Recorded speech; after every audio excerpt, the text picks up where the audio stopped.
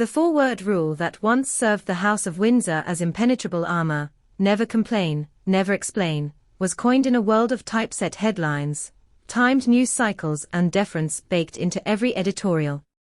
It thrived because distance was still possible.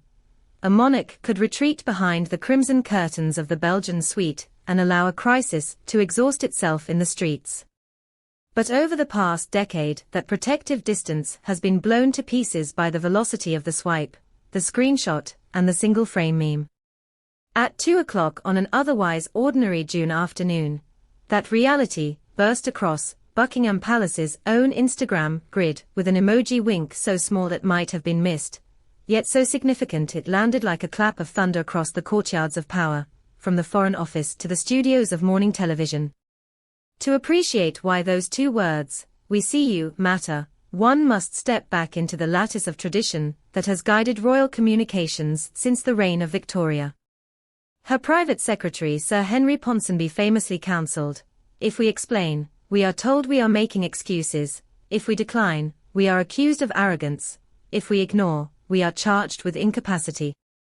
Better, therefore, to let storms die unattended." Queen Elizabeth II refined that maxim into an art form. She understood, instinctively, that UN-answered criticisms lose oxygen, that mysteries thicken the magic, that monarchy, unlike Parliament, must never look as though it is squabbling from the dispatch box. Yet modern storms are not like the tempests of old. They do not fade after one edition of the Times, nor after a weekly primetime program on the BBC. They multiply and metastasize across thousands of handheld screens, looping footage into infinity. When the Sussexes moved west, the Crown discovered that a single interview on an American sound stage could ricochet for months, translated into dozens of languages, clipped into GIFs, mined for hashtags, and fueled by algorithms hungry for outrage. Some things, advisers conceded, could no longer be countered with dignified silence alone. But how far, and how loudly, could the firm, whose authority rests partly on its mystery, wade into that maelstrom? In theory, Buckingham Palace already had a digital presence, carefully curated slideshows marking investitures, throwback reels of Trooping the Colour, earnest Instagram carousels highlighting the King's Trust apprentices in Birmingham or Belfast. Comments were often disabled, replies were non-existent. The nearest thing to spontaneity came from the Wales's more modern Kensington feed, yet even that was vetted, scrubbed, and delivered to audiences after multiple layers of staff approval. Never, in living memory, had any official royal social media channel replied, in real time, to a piece of content that commented, however obliquely, on the conduct of another branch of the family. That changed the moment Jamie Lang dipped his shoulder in the long gallery and attempted a tongue-in-cheek twerk beneath the eyes of Sir Joshua Reynolds. On one level the prank looked harmless. A bit of reality television silliness lifted straight from TikTok's lexicon. On another it was a gleeful echo of the far more intimate footage Meghan shared in California, footage that many palace advisers considered, privately, a breach of the sacred border between royal symbolism and celebrity overshare.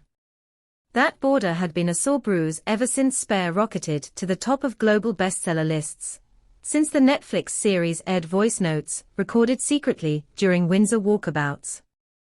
Every new Sussex release forced press officers at Buckingham, Kensington, and Clarence House into rapid triage: ignore, redirect, counter with a diary appointment, or a soft focus photograph of corgis on the Highland estate. This time, though, the palace decision tree produced something unexpected. Within 11 minutes of the Lang Habu video going live, a senior social media officer, a woman in her early 30s, who did her graduate dissertation on political memes, typed, from behind the gold-framed desktop in the Privy Purse office, "We see you eyes winking face." She did not do so in a vacuum. By then she had hawked the clip around a hastily convened WhatsApp chat that included the Director of Communications, the Deputy Private Secretary, and a senior equerry who acts as Charles's digital liaison. Each knew the risk. This was a wink that could be construed as a royal endorsement of mockery, a crack in the marble facade. But each also knew the opportunity, a pin-sharp jab signaling that the institution was no longer prepared to absorb every Californian set piece in meek silence. Inside the palace, the aftermath felt electric. Junior aides, long accustomed to drafting lines that begin, "Their Majesties are delighted to announce," found themselves reading 1,000 comments surge under the royal handle. Some messages were triumphant, "About time the firm clapped back," others aghast, "Have you all gone tabloid?"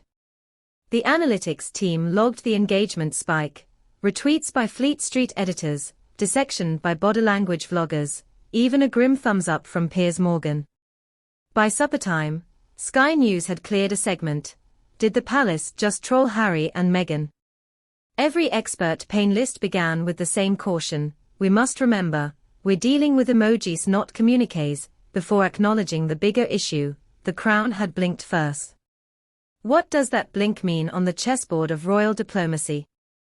One senior courtier likened it to opening a sash window an inch on a humid evening. We are not throwing the shutters wide, but we're letting in a breeze. That breeze may carry consequences. For one, it punctures the unassailable neutrality that has shielded Charles during his treatment and shielded William while he edges closer to the throne. For another, it resets expectations. If this Instagram jest is worth a palace nod, why not the next? The Sussexes' circle will test that boundary, because they now know a reaction is possible, and in modern media the possibility of reaction is fuel. Among the household's grey-suited veterans there is unease. They remember 1936, when Edward VIII's flirtation with open letters to the press escalated into abdication crisis. They recall Fergie's talk show candor, which fed intrusions that plagued Diana. They fear that a monarchy, which begins to reply, must find ways to stop replying. There is no such thing as one emoji, mutters a former press secretary. Either it becomes a habit, or it becomes a weapon turned against you. That is why courtiers emphasize that the comment was not the handiwork of King Charles himself, nor of Queen Camilla, and certainly not of Catherine, who continues to limit her screen time while regaining strength after last year's grueling chemotherapy. Instead, the decision came from a newly empowered digital strategy board, set up after the late Queen's death precisely to navigate these perils of pixel. Its mandate: nudge public sentiment when silence would look aloof, but never cross the flaming moat into outright clapback culture. Whether that needle can be threaded more than once remains uncertain. For William, the episode lands at a delicate juncture. He spent the spring overseeing a slimming down of his diary, as he juggled single-parent school runs, with meetings about Earthshot's Delhi Awards. Behind palace doors he is said to favor strategic candor, occasionally allowing an aide to correct facades, but only through background briefings, and never by personal posts. Yet he is also the first heir in British history, whose teenage years unfolded in the paparazzi blitz, who remembers his mother shepherding him past camera crews outside Kensington Palace, and the raw side effects of global exposure. He knows the cost of letting false narratives ossify, but he knows the cost of counterpunching too. Friends say he was informed, not asked about the winking comment. He permitted it with reluctance, and has since told staff it must remain the exception, not the rule. Elsewhere in the family the reaction is equally mixed. Princess Anne famously disdains social media altogether, and reportedly snapped, when shown the post, "I thought we'd decided not to set fire to our own curtains." The Duchess of Edinburgh, who endured her own tabloid sting 25 years ago, is said to be more sympathetic. "At least it was a wink, not a screaming match on breakfast TV," she told an aide, according to the Mail on Sunday. Modernizing voices inside the palace note that European courts, from the Netherlands to Denmark, have embraced informal Insta stories for years without sacrificing gravitas. If monarchy is to stay relevant to under 40s, occasional flashes of personality may be essential. What of Harry and Meghan themselves? Their Montecito office declined comment, but a source close to the Sussexes told People magazine that the video was never intended to provoke. They were sharing a joyful family archive, not trying to make headlines. Whether that convincing holds will shape the next move. Should they answer the palace wink with a raised eyebrow of their own, the digital volley could escalate into an ungainly tennis match of subtweets. Should they remain silent, the courtier experiment may be declared a quiet success, message delivered, no further fire returned. Meanwhile, historians observe how small deviations today can harden into tomorrow's precedents.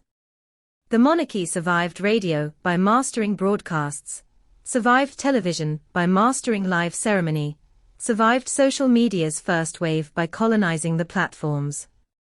The question now is whether it can survive the expectation of instantaneous authenticity without eroding the mystique that makes people care in the first place.